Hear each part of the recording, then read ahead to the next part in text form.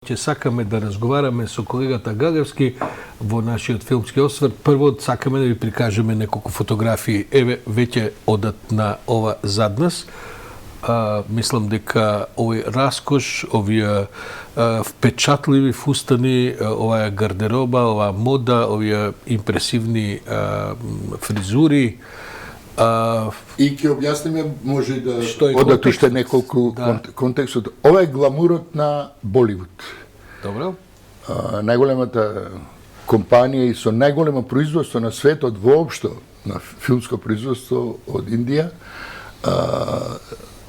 ги донесе своите ведети, звезди во најгламурозни креации. Женски звезди, овие се огромни има и звезди, има и машки, има и машки, и се развива начело со министерот за култура на Индија. Така што ова е презентација. Ги донесе во Кан се разбира. Не го ни спомнав. Не го ни спомнав, па сакам да кажам дека денеска ќе разговараме за Канскиот фестивал. За Канскиот фестивал. Барем она што ни е достапно, бидејќи филмовите топрва треба да ги гледаме. Владко, ова е прв пат на овој начин Боливуд да се презентира во... Апсолутно, на било кој фестивал. Имало поединечно филмови кои биле во конкуренција или надвор од конкуренција, но овој пат е во фокус на Канскиот фестивал е индискиот филм. Добро, зошто?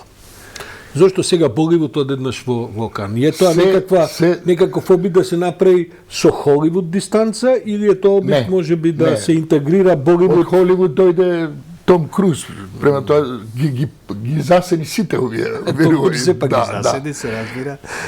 Работата е во бизнисот. Индија произведе огромен број филмови кои Европа и останатите од свет почнуваат да ги купуваат.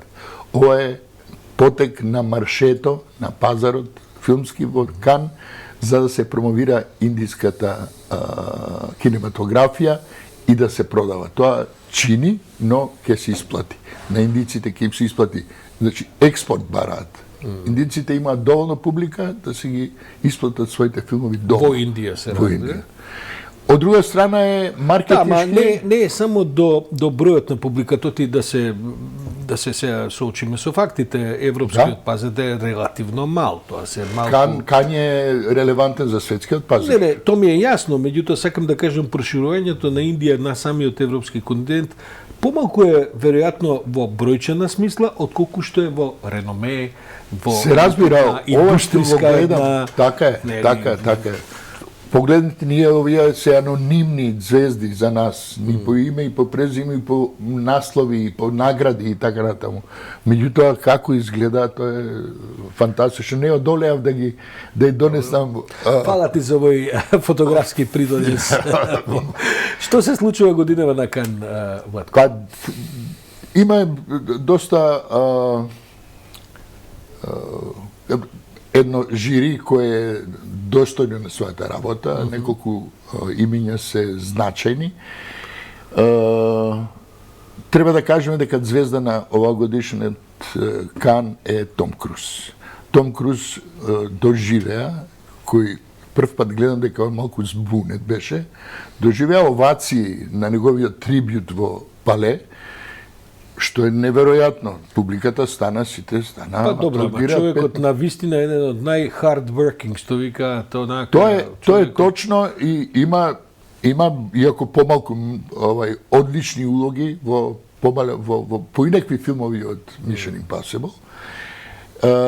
Трибито траеше 45 минути, он зборуваше на сцена, на неколку прашања одговараше, така што... Невидено за Кан. Дефинитивно е звезда. Ова што го гледаме ова се неколку портрети на режисери кои донесуваат добри филмови и кои се во конкуренција во Кан. Ја ќе спомнам неколку. Ова е Али Абаси, режисер ирански, со филмот Holy Spider. Потоа Дейвид Кроненберг е најавен како чудо од филм, иако е он чуден во сите своји филмови. Екстремен хорор, насловот на филмот е Злосторства на иднината. Екстремен хорор? Па кој ќе го гледа тоа? Ја сигурно не. Не, мајстор е, према тоа може да снима и љубовна драма, пак е добар. Добро, ама не е ли малку хоророт како жанр, еден чуден жанр за Кан, мислам, бидејќи Канскиот фестивал индустријата на хоророт е сепак една прилично жановски, како да кажем, предвидлива индустрија, како произведува филмови, како ги прави. Знам дека нема се согласиш, ама Не, јас и ова да го разговараме прв пат. Вистината е поинаква. Хоророт е еден од најгледаните жанрови воопшто. Па добро, ово се што е најгледан, јас говорам за содржината. Има ли таму можност за, како кажем, за карактерни улоги? Има ли таму можност за развивање на приказна во која што има, не знам, едноставно треба да се уплаши публиката. Тоа е целта на хорора. Не, баш така, но дел од тоа како аргумент го прифаќам. Има од тој голем број, огромен број продукција на хорор филмови, 90 и повеќе насто се просечни. Односно, филмови, како што велиш, да те уплашат. Без никаква подлога. Оти таму нема подлабоки идеи, таму не можете натера да размислуваш за иднината, за животот, за филозофијата. Таму треба, ако си уплашен, тоа е. Ајде да речеме дека си Добро, да право. правиме мала дигресија. Не, Кан ќе ни помине. 75-та година? Ова е еден краток список на филмови последните 10 години, да спомнеме, барем за оние гледачи кои не следат редовно, да спомнеме како препорака. Гледајте ги минативе 10 години сите кански палми. Ајде да видиме. И ќе бидете задоволни. Даниел Блейк од Кен Лоуч, например, The Square од Рубен Остлунд, кој има сега филм на Choplifter's на Хироказу Корееда, корејскиот Паразит, го знаеш, корејскиот 2019 победи, и минатата година беше Титан. Тоа е тоа. Тоа е тоа, со Висент Линдон.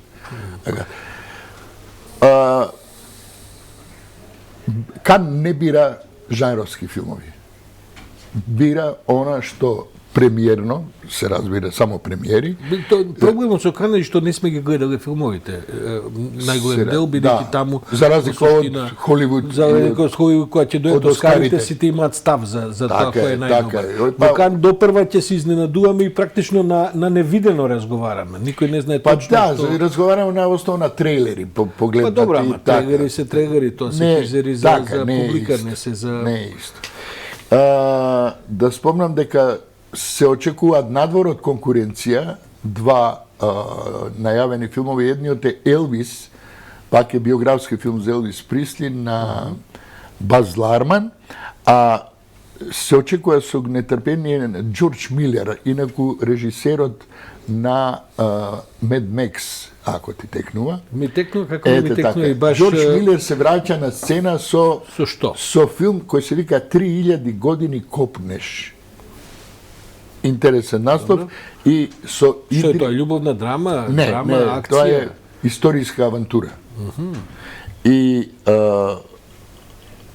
главната работа е што Идрис Елба, еден од најубавите според женски критериуми, се разбира, црноморес актер, и ја игра главната улога. Ова се браќата Дарден, кои имаат свој филм во конкуренција, затоа е таа фотка, и тие остарале, добро. Биди чудо. Што ќе биде, мислам, Кан направи една пауза заради пандемијата и така натаму. Да, 20 година немаше. Како и сите други, тоа е сепак еден од највлијателните фестивали, ако не и највлијателен во ова трио кој ти љубиш да го спомнуваш.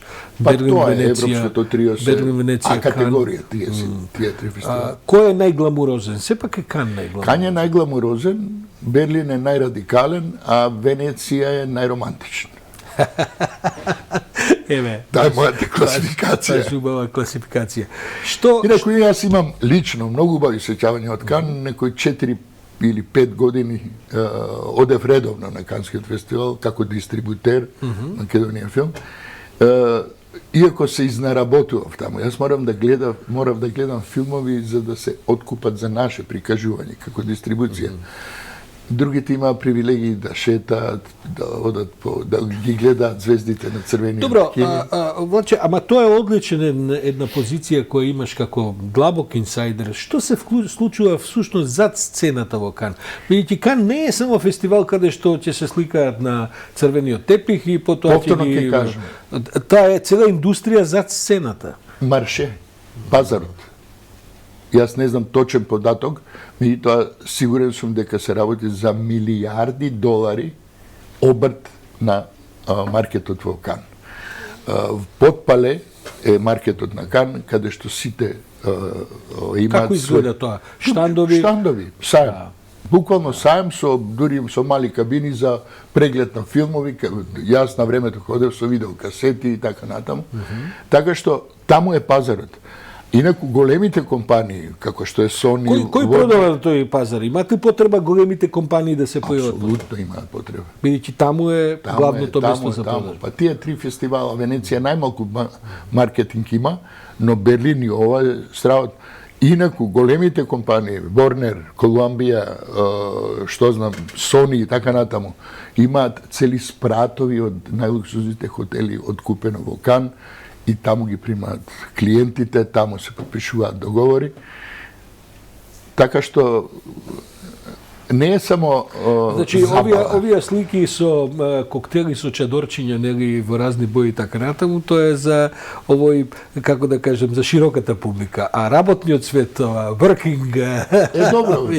Разликата е тоа што јас кога ќе седнем во некаква канцеларија, скромна, освен кога се работеше за големи филмови, кога се сеќам, извини се, мала дигресија, на Рамбо кога го купувавме. Добре, тоа да не кажеме која година. Имаше, да не кажеш. Имаше многу конкуренција, односно надавање за тој филм. Но ја бев привилегиран со тоа што кафе и сендвичи ми носеа во канцеларијата кај што прегледуваме филмови. Инаку не можев да си дозволам 20 марки на времето да си платам кафе. Па морам да признам дека веројатно најскапиот круасан и кафе во Кан го имам. Сега не може да се сетам, може беше и Ница. Искусен си, ти знаеш. Ама за време на се фестивалот треба да беше во Кан. Мислам, онака баш сега сме виделе, сме платиле разни сметки, не сме биле богати и така натаму, ама онака баш да останеш така. Види, кога ќе седнеш во холот на било кој хотел таму и кога ќе видиш дека од другата страна седи Марк Шпиц, тоа мене ми се случи, или Мадона. Јасно ти е дека круасанот мора да биде посебно. Сега треба да прашам, може да ме честите на кафе. Владко Гагарски, за сите оние кои што ќе се најдат во Кан, навистина ќе биде една, како и секоја година, една уникатна прилика. Winter Sleep, што е ова? Нури Билгиев Чейлан, турскиот филм кој доби пред 2 години 3 Златна палма. Можда не е лошо да направиме стварно, да можеме да ги објавиме. Па да, секој што е заинтересиран треба да се наврати и да ги види. Никош не го, јас овој да речеме не сум го гледал. Никој не го гледал, освен канскиот. Дистрибутерите, собствениците и канската публика, канските новинари таму. Се уште нема рецензии за првите 2 дена објавени. Нешто варајат имаше за некој филм. Така што допрва, значи ние ќе се навратиме на ова за 1-2 недели, отколку ќе заврши Кански фестивал. Тогаш кога ќе повикаш, тука су. Владко Гагарски, 5 точки филмски предлог. Благодарам. Кан беше во центрот на вниманието. Оние кои што не биле во Кан и немаат можност да отидат во Кан, јас имам една локална препорака. Посетете Валона во Албанија. Флора, Валона, навистина една феноменална, градот изграден, реновиран, како да кажем, обновен во последниве 2-3-4 години. Ќе се шокирате од тоа како добро изгледа. Неговата ривиера многу ме потсетува на Канската ривиера. Променад де Зангле во Ница е, мислам, полошо отколку ова во Валона. Сите кои не биле топло им препорачувам, лесно се оди, има малку возење, но за 3-4 часа сте на едно неверојатно доживување со ресторани, хотели, плажи и така натаму кои што се слични оние во Кан. Случајно сум си бил во Валона, ама сега пред известно време. 2 години. Па добро, тоа е тоа. Мислам дека со некакви европски пари го има тоа правено, изгледа фантастично. Фантастично изгледа, мислам воопшто не претенувам. Ова е добра реклама за па мислам без никој да не плати. Благодарам уште еднаш, Владко.